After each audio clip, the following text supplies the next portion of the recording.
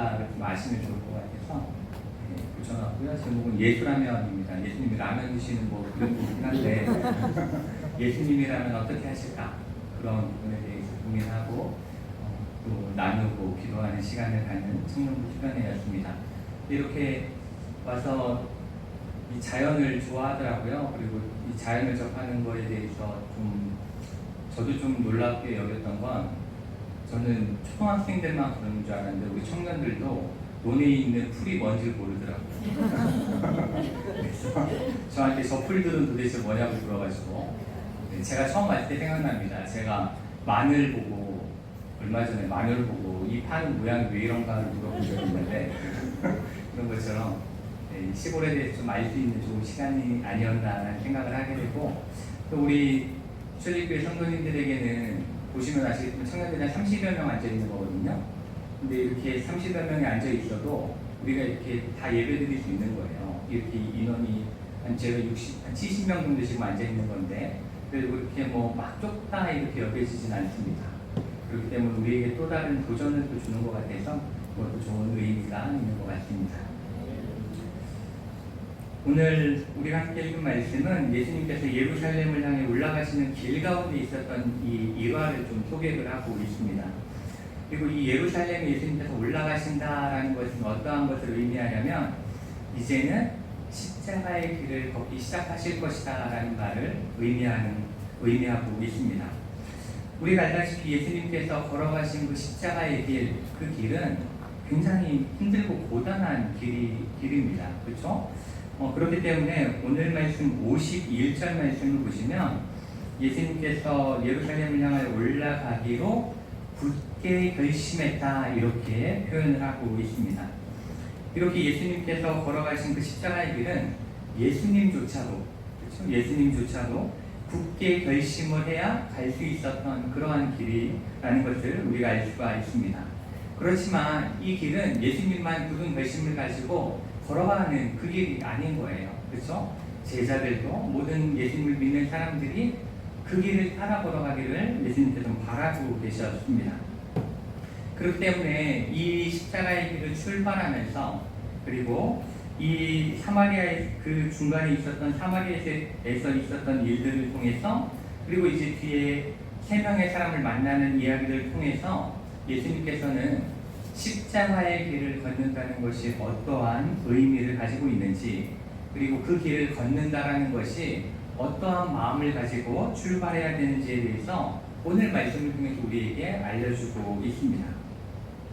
우리 모두는 이렇게 하나님을 믿고 나와서 예배를 드리고 또 주가 내려와서 굉장히 힘들었거든요. 물이 막 단수되고 이래가지고 굉장히 힘든 상황에서도 그 일들을 했던 이유는 그리스도인이고 우리는 예수님의 제자가 되고 싶기 때문에 그 일들을 다 감당했던 것입니다. 그렇지만 우리는 악한 세상 속을 살아가고 있죠. 누구도 선한 세상을 살아가고 있다라고 생각하는 사람은 없습니다. 그렇기 때문에 우리는 세상적인 가치관과 믿음의 가치관 사이에서 부딪히고 힘들어하기도 하고, 또 세상에서 내가 하고 싶은 것들, 누리고 싶은 것들, 즐기고 싶은 것들 때문에 힘들어하기도 합니다. 그렇지만 예수님께서는 믿는 우리가 이 땅의 사람들과 똑같은 생각과 똑같은 욕망을 가지고 살아가기를 원하지 않으십니다. 그렇죠? 오로지 예수님을 믿는 사람으로서, 그리스도인으로서 예수님의 제자로서 살아가기를 예수님께서는 바라고 있습니다. 그래서 저는 오늘 말씀을 통해서 예수님의 제자가 되기 위해서 우리가 어떤 마음을 가져야 할까, 어떤 마음가짐을 가지고 이 길을 가야 될까에 대해서 함께 말씀을 나누고자 합니다. 우리가 이 오늘 말씀 속에서 가장 먼저 알 수 있는 것은, 예수님의 제자로 살아간다라는 건 이 세상 모두를 구원하고자 하시는 예수님의 그 십자가의 사랑, 그 예수님의 사랑을 기억하며 살아가는 것이라는 겁니다. 오늘 말씀 51절부터 56절까지 말씀 속에는 어떠한 이야기가 있냐면, 예수님께서 예루살렘을 향하여 올라가기로 결단하시고 출발하셨어요. 그런데 예수님이 계신 곳에서 예루살렘으로 가기 위해서는 중간에 사마리아라는 지역이 있었습니다. 그리고 그곳을 통과해야 빠르게 갈 수 있는 거예요. 그렇지 않으면 삥 돌아가는 그러한 길을 걸어야 했습니다. 그래서 예수님께서는 보통 유대인들은 사마리아 땅을 통과하기를 싫어했는데 예수님은 사마리아 땅을 통과해서 가기로 결정을 하세요. 그렇게 하기로 생각을 하십니다. 그래서 제자들을 먼저 보내셔가지고 사마리아의 한 마을에서 그 머물 준비를 좀 해봐라 이러고 제자들을 보내게 됩니다. 그런데 이 사마리아 땅에 있는 사람들은 그러한 예수님께서 이 사마리아 지역을 통과하시는 것에 대해서 허락하지 않았다, 거부했다 이렇게 표현을 하고 있습니다. 그렇게 사마리아 사람들이 예수님을 거절했던 이유, 예수님이 그 사마리아 땅을 통과하는 걸 거절했던 이유는 바로 사마리아 사람들이 유대인들과는 굉장히 원수시간이었기 때문에 그렇습니다. 둘 사이가 굉장히 안 좋았죠. 그 사마리아 사람은 유대인이 아닌 건 아니죠. 그렇죠? 그렇지만 유대인이었던 사람들이 이방인들과 혼혈되면서 그 사마리아 민족을 이루게 된 겁니다. 그렇기 때문에 순수한 혈통을 굉장히 중요시했던 유대인들에게 있어서 사마리아인들은 그 정통 민족이 아닌 거예요. 제대로 된 민족이 아니고, 그렇기 때문에 굉장히 그들을 멸시했습니다. 멸시했고 그들을 누구보다 못하게 생각해요? 짐승보다 못하게, 짐승보다 못한 존재로 여겼습니다. 그렇기 때문에 이 사마리아 사람들은 유대인들에게 핍박만 당하고 멸시만 당했을 뿐 아니라 하나님께 예배하고 싶어도 예배를 드릴 수가 없었고, 하나님의 말씀을 알고 싶어도 하나님의 말씀을 볼 수도 없었습니다. 그래서 그 사람들은 그리심산에 따로 성전을 짓고 거기서 예배를 드려야 됐고, 사마리아 성경을 만들어서 자기들끼리 말씀을 나누어야 했습니다. 그러니까 유대인인 예수님이 사마리아를 통과해서 다른 데도 아니고 예루살렘에 가는 건 더 싫은 거예요. 자기들은 예루살렘에 가서 예배 드리고 싶어도 거부당하는데 그 사람들이 우리 마을 통과해서 간다고 그러니까 싫은 거죠. 이러한 거부를 당하니까 제자 중 야고보와 요한이 예수님께 이렇게 이야기를 합니다. 주여, 우리가 불을 명하여 하늘로부터 내려 저들을 멸하라 하기를 원하시나이까? 이렇게 이야기하는데, 이것은 그냥 홧김에 그냥 자기들 기분에 맞춰서 이 말을 한 거는 아닙니다. 이거는 어느 정도는 성경 속에 있었던 일에 대해서 기억하면서 지금 이 이야기를 하고 있는 거예요. 그들은 성경 속에서 엘리야가 했던 그 이야기를 토대로 해서 지금 이야기를 하고 있습니다. 열왕기하 1장을 보면 이스라엘 왕 아하시아가 자기 왕궁 다락 난간에서 떨어지게 됩니다. 그곳에 떨어져가지고 병이 들어요. 들어 누웠죠. 아파서 들어 누웠는데 그때 아하시아가 사람을 하나 보냅니다. 사람을 누구한테 보내냐면 에그론으로 보내요. 에그론으로 보내가지고 뭘 묻냐면 에그론의 신인 바알 세굽에게 내가 이 병이 나을지 아니면 곧 죽을지 이걸 좀 알고 싶다라고 이야기를 하는 거예요. 그렇게 해서 에그론으로 그 사자를 보내는데 그때 하나님의 사자가 엘리야에게 나타납니다. 엘리야에게 나타나갖고 이렇게 말씀을 하세요. 이스라엘 하나님이 없어서 너희가 에그론의 신 바알세굽에게 물으러 가느냐? 그러면 여호와의 말씀이 내가 올라간 침상에서 내려오지 못할지라 내가 반드시 죽으리라 이렇게 전하게 됩니다. 그래서 이제 엘리야가 그 말씀을 전하니까 그럼 어떻게 해야 돼요? 하나님께서 너 그렇게 이방신 섬기다가 죽게 될 거야 이렇게 하면 어떻게 해야 돼요? 회개해야 되잖아요.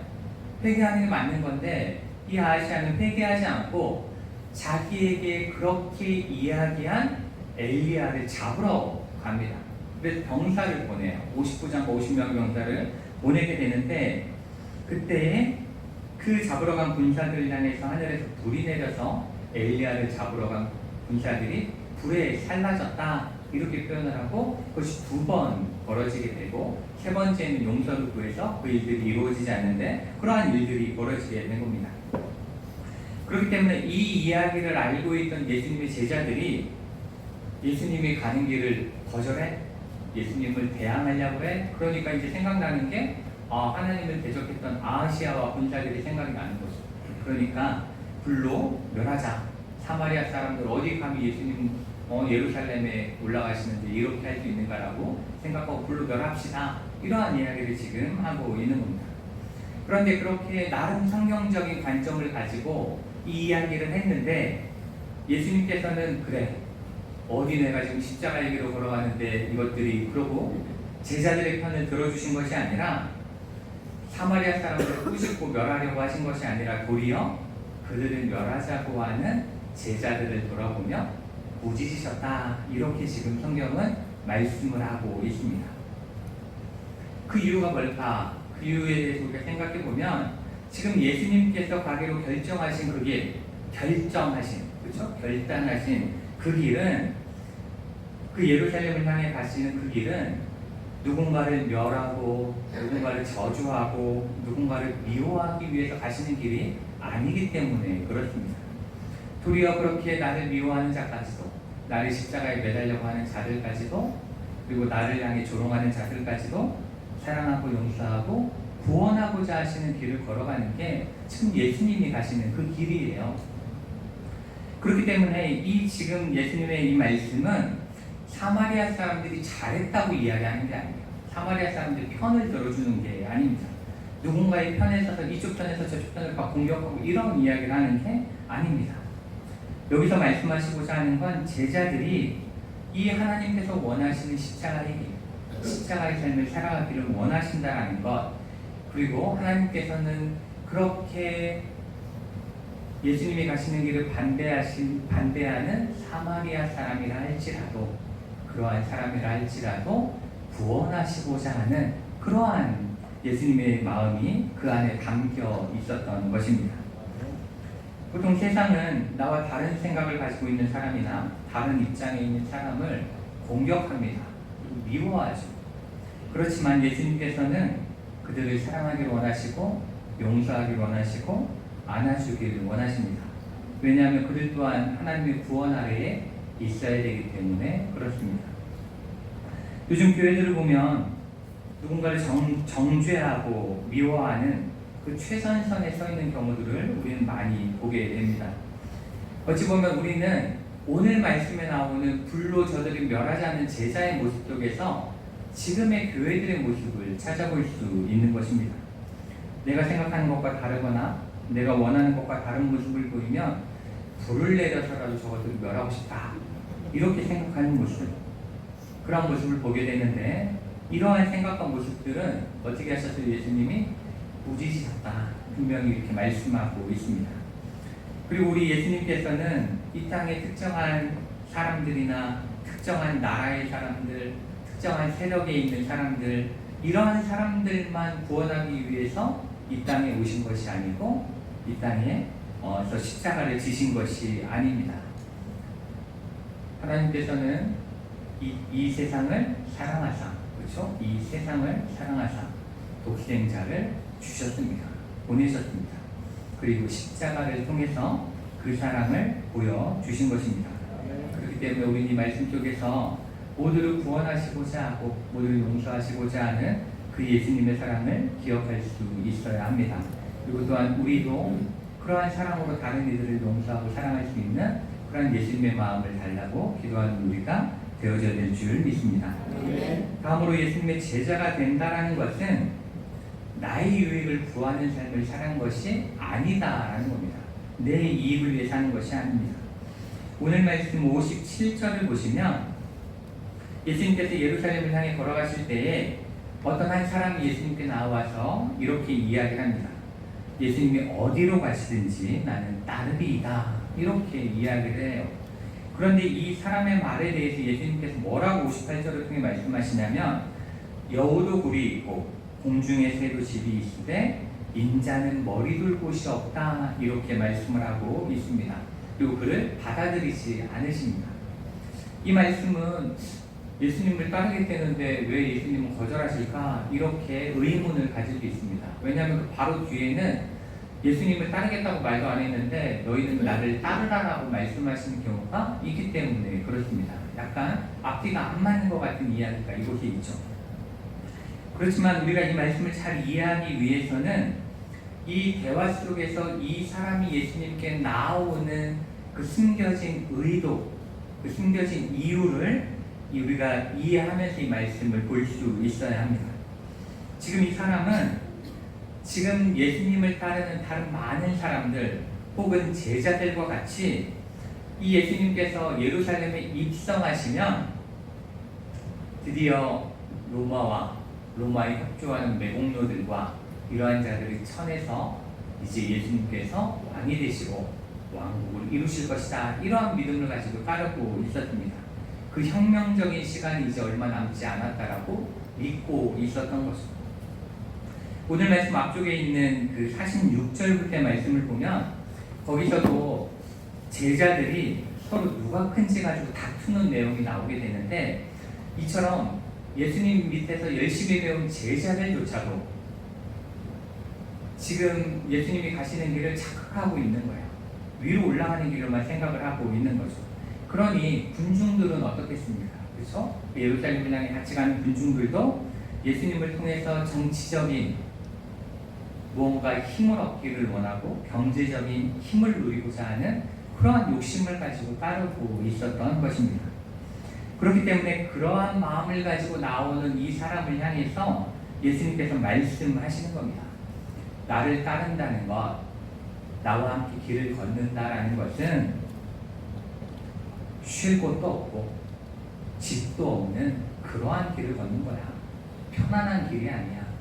가난한 길이야. 부유해지는 길이 아니야. 이렇게 지금 말씀을 하고 있는 거고, 그만큼 힘들고 고된 길을 이제 걸어가는 거야. 너의 그 마음으로 따라올 수 없어라고 말씀하고 있는 것입니다. 이렇게 예수님을 따른다라는 것은, 예수님을 믿는다라는 것은 세상적인 부귀영화를 누리는 것이 절대로 아닙니다.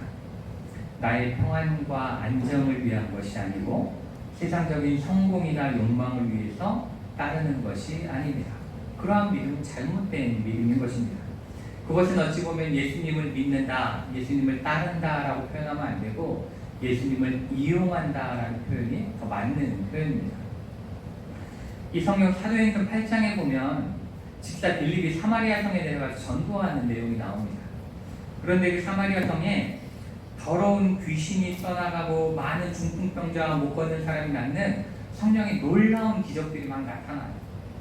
그러다 보니까 그때 사마리아에서 굉장히 유명했던 마술사 시몬이 그 모습을 보면서 복음도 받아들이고 세례도 받아요. 그런데 그 사람은 그것을 자기 이익을 위해 사용하고자 그러한 생각을 갖게 됩니다. 그래서 빌립에게 가서 그 성령을 돈으로 사고자 해요. 돈으로 달라고. 베드로에게 가서 이야기하죠. 돈으로 달라고 그렇게 이야기하는 잘못을 저지릅니다. 이 시몬은 그러한 성령을 통해서 하나님의 영광을 보여주려고 한 것이 아니라 나의 돈벌이로 사용하기 위해서 그 일들을 행하게 된 것입니다. 자신이 더 높아지고 싶었던 것입니다. 그럴 때에 그 베드로는 이 마법사 시몬을 향해서 이렇게 말씀합니다. 내가 하나님의 선물을 돈 주고 살 줄로 생각하였으니 내 은과 내가 함께 망할지어다. 이렇게 말씀을 합니다. 이렇게 자신의 유익을 위해서 하나님을 이용하고자 하는 자에게는 망하는 일이 있을 거다라고 말씀하고 있는 거죠. 미국에 가면 이민자들이 대부분 작은 교회를 가지 않습니다. 우리 친구들도 나중에 미국에 혹시 가면 한인교회 가보면 교회들이 굉장히 커요. 사랑의 교회인데 어마어마하게 큽니다. 몇만 명씩 막 교회를 다니죠. 그런데 그렇게 큰 교회를 사람들이 선호하는 이유는 한국하고는 조금 달라요. 그 이유가 살짝 달라요. 대부분의 그 큰 교회를 선호하는 이유는 이민자들은 대부분 이민을 가면 학생 때 가서 직장을 얻지 않는 이상에는 뭘로 시작하냐면 자영업으로 이민 생활을 시작합니다. 세탁소를 한다거나 자동차 수리를 한다거나 이런 식으로 자영업으로 일을 시작하게 됩니다. 그러다 보니까 교인이 많은 곳에 가서 사람들과 많은 좋은 관계를 맺어야 내 커스터머가 느는 거예요. 그렇죠? 나를 찾아와준 손님이 늘어나게 되는 겁니다. 그래서 사업에 도움이 되기 때문에 다른 이유도 아니고 그런 이유로 큰 교회를 가게 되는 거예요. 그리고 큰 교회를 다니면서 큰 절도 다니고 큰 성당도 다니고 이렇게 하면서 신앙이 나의 유익만을 위해 존재하게 되는 겁니다. 그러다 보니까 이러한 경제적인 이유로 교회를 다니고 이러다 보니까 그것이 종교 생활은 될 수 있죠. 종교 생활은 될 수 있지만 그것은 절대로 예수님께서 원하시는 십자가의 길, 그리고 그리스도인이 되는 길, 제자된 삶은 될 수가 없다라는 것입니다. 우리나라 정치인들을 봐도 그렇습니다. 정말 믿음을 가지고 신앙생활 하시는 분들이 있죠. 열심히 교회에서 묵묵히 섬기시는 분들이 분명히 계십니다. 그렇지만 많은 분들은 선거철에 표를 얻기 위해서 교회 가는 경우가 대부분입니다. 우리 교회 다니시는 분들이 굉장히 순진해요. 그래가지고 저 사람 교회 다닌대. 그러면 일단 그 사람 찍어주고 봐. 그렇죠? 아유, 저 사람 옛날에 정말 열심히 교회 다녔었대. 그러면은 무조건 선호하게 되는 그러한 일들이 있는데, 결국 그러한 사람들은 자신의 욕망을 위해 그 신앙생활을 하는 겁니다. 욕망을 위해 다니는 거죠. 그렇기 때문에 그들의 모습 속에서 우리는 예수님의 제자의 모습을 찾아볼 수가 없는 겁니다. 당연히 찾을 수가 없죠. 그렇기 때문에 우리는 나의 이익, 이것을 통해서 내 교회 다녀서 나에게 무슨 이익이 될까, 이런 게 고민되는 순간 우리는 다시 한번 우리의 신앙을 돌아볼 수 있어야 합니다. 오로지 하나님의 영광만을 위해 살아가는 그것이 제자된 삶이라는 걸 우리는 기억해야 합니다. 마지막으로 제자됨에 대해서 우리가 기억해야 하는 건, 예수님께 부름받은 사람, 예수님께서 불러주신 그 사람은 뒤를 돌아보면 안 된다라는 겁니다. 뒤를 돌아보면 안 된다라는 거예요. 오늘 말씀 속에는 예수님께 부름받은 2명의 사람이 등장합니다. 그런데 그중 한 사람은 그 예수님 따르긴 하겠는데, 따르기 전에 아버지가 돌아가셨으니까 장례만 치르고 좀 따르게 해달라고 이렇게 이야기하는 한 사람이 있었고, 또 한 사람은 가족에게 그래도 작별 인사 좀 해야 되지 않겠습니까? 인사는 하고 와야죠. 이렇게 허락해달라고 부탁을 하게 됩니다. 그렇지만 그들을 향해서 예수님께서는 죽은 자들로 자기의 죽은 자를 장사하게 하고 너는 가서 하나님의 나라를 전파하라, 이렇게 한마디 말씀을 하시고, 또 다른 사람에게는 손에 쟁기를 잡고 뒤를 돌아보는 자는 하나님의 나라에 합당하지 아니하리라, 이렇게 말씀을 하십니다. 우리 청년들 혹시 쟁기는 뭔지 아나요? 곡괭이를 얘기하는데 곡괭이와 쟁기는 다른 거예요. 네. 아는 청년도 있고 거의 대부분 모르는 것 같은데, 지금 손으로 이렇게 표시를 하는데 대부분 막 삽질 이런 걸 표시하는 거. 그게 뭐예요? 다 딴소리 하고 있어요. 제가 보니까 며칠 더 수련해야 되겠네요.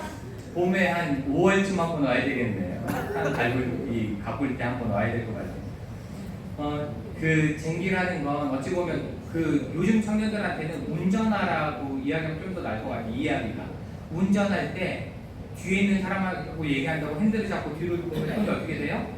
그거 따라가잖아. 그렇죠? 그럼 사고가 나는 거예요. 잘못되게 가게 되는 거잖아요. 그거 그렇게 하지 말라는 거죠. 뒤를 돌아보면 쟁기가 다른 방향으로 가지 못하니까 앞만 보고 가야 그 밭이 잘 갈린다라는 걸 표현을 하는 거죠. 그러한 이야기를 하고 있는 거예요. 어찌 보면 이 2명의 사람이 부탁한 것은 그 당시, 지금도 그렇죠, 사회 통념상 당연한 거였습니다. 그렇죠? 당연한 거예요. 10계명 중에 5계명이 뭡니까? 부모를 공경하라. 그렇죠? 부모를 공경하라예요. 그렇기 때문에 이스라엘 사람들에게 있어서 부모를 장례하는 문제는 매우 중요한 문제였습니다. 매우 중요한, 그리고 고귀한 의무였습니다. 우리나라도 그렇죠. 우리나라도 부모가 돌아가시면 당연히 장례를 치르는 게, 정말 정성과 치르는 게 중요한 건데, 그리고 가족에게 작별 인사하는 것도 그렇죠. 어디 떠날 때 인사 안 하고 가면, 우리 청년 중에 하나가 오늘 아침에 저한테 인사도 안 하고 왔어요. 맨날 저 좋다고 따라다니는 청년이 하나 있었는데 인사도 안 하고 왔어요. 이 녹화 방송을 꼭 봤으면 좋겠어요. 그러면 서운해. 네? 서운한데 그 가족은 어떻겠어요? 말도 없이 떠나면 얼마나 서운하겠죠. 그렇죠? 그렇기 때문에 당연히 그렇게 해야 되는 거죠. 그런데 예수님께서 그 당연한 일을, 너무나 당연한 일을 하지 말고 하나님의 나라를 전파하라고 말씀하고 계십니다. 과연 이게 어떠한 의미일까? 도대체 무슨 의미일까 생각해보면, 여기서 말씀하고자 하는 건 부모랑 이제 단절해라, 신천지처럼 부모 버리고라도 나와라, 이런 이야기를 하시는 게 아니에요. 가족과 연락을 끊어라, 이런 이야기를 하시는 것도 아닙니다. 이 말씀에서 예수님께서 하시고자 하는 그 의도는 하나님의 나라의 일에 쓰임을 받기로 하나님께서 선택받았으면 그것에 대해서 즉각적으로 응답하라는 거죠. 즉각적인 응답을 말씀하고 있는 겁니다. 내가 하고 싶은 일, 해야 할 일 다 하고 남는 시간에 하나님의 나라의 일을 하는 것이 아니라 부르심을 받았으면 그 일에 대해서 최우선으로 하고 그리고 최선을 다해 그 일을 감당하라, 이렇게 말씀을 하고 있는 겁니다. 누가복음 5장을 보면 예수님께서 베드로와 야고보, 요한을 제자로 부르시는 장면이 나옵니다. 그 말씀에서 예수님께서 베드로에게 내가 사람을 취하리라, 이렇게 말씀을 하시죠. 그렇게 예수님의 부르심이 있었을 때에 그 제자들은 뭐라고 표현되어 있냐면 배들을 육지에 대고 모든 것을 버려두고 예수를 따랐다, 이렇게 성경이 말씀하고 있습니다. 모든 것을 버리고 예수를 따랐다.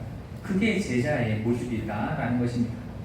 여기서 모든 것을 버려뒀다라는 것은 자신의 삶을 위해 필요한 모든 것들을 버려두고 그거보다 더 중요한 예수님을 따랐다라는 것을 말씀하고 있는 것입니다. 이렇게 예수님의 제자된 삶이란 나에게 예수님께서 부르시는 부르심이 있을 때 즉각적으로 응답해서 최선을 다해 그 일을 감당하는 것이라는 것을 우리가 기억해야 합니다. 우리는 대부분 내가 하고 싶은 일, 해야 할 일을 다 한 후에 시간이 남으면, 혹 여유가 생기면 그때 하나님께서 나에게 맡겨주신 일을 하고 싶어합니다. 놀고 싶은 거 다 놀고 여행할 거 다 하고 시간이 남으면 하나님을 생각하겠습니다, 이러한 신앙으로 살아가는 경우가 많이 있습니다. 그렇지만 예수님께서는 뭐라고 말씀하시는 거예요? 우리에게 맡겨주신 일들을 최선을 다해야, 그것이 바로 예수님이라면 어떻게 하실까에 대한 정답이라고 볼 수 있습니다. 예수님은 모든 걸 다 버려두고 우리를 구원하시는 일을 위해 오셨기 때문에 그 일만 최선을 다해 하신 거예요. 예수님께서 그 일을 감당하셨으니 우리 청년들도 예수님 라면 먹는 사진만, 그림만 보지 말고 예수님을 따라 제자된 삶을 살아가기를 원합니다. 네. 세상 사람들은 이렇게 이 말씀처럼 살아가는 사람들을 어리석다고 비웃을 겁니다. 우리 청년들 향해서도 비웃을 수 있습니다. 그렇지만 세상 사람들이 미쳤다고 이야기하고 때로는 조롱하고 한다 할지라도 하나님은 그런 우리를 칭찬하십니다. 참된 제자라 명하시고 더 큰 하나님의 나라의 그 일들을 맡겨주실 것입니다. 그렇기 때문에 우리는 세상 사람들이 우리를 향해 뭐라고 이야기할지라도 그것을 의식하는 사람이 아니라 오로지 하나님만 바라보고 하나님 나라를 위해 전진하는 참된 그리스도인이요 예수님을 따르는 제자로서의 삶을 살아가는 우리 모두가 되기를 원합니다. 아멘. 오늘 말씀을 통해서 우리는 그리스도인은 세상에 하나님의 평화와 구원의 복된 소식을 전하는 자들이 되어야 된다는 것에 대해서 함께 나눴습니다. 점점 어찌 보면 분열되어지고 다툼이 심해지는 이 시대에 예수님의 제자된 우리는 우리 안에 있는 불신과 미움의 담을 허무는 데에 쓰임받는 우리 모두가 되기를 축복합니다. 아멘. 그리고 내 생각과 내 뜻대로 살아가기 위해 하나님의 말씀을 이용하는 자가 아니라 오로지 예수님께서 걸어가신 십자가의 길을 온전히 따르는 참된 그리스도인이 되기를 원합니다. 또한 하나님의 부르심에 언제나 아멘으로 응답하고 예수님께 집중하며 흔들림 없이 하나님 나라의 사역을 감당하는 우리 모두가 되기를 주님의 이름으로 축복합니다. 아멘. 기도하시겠습니다.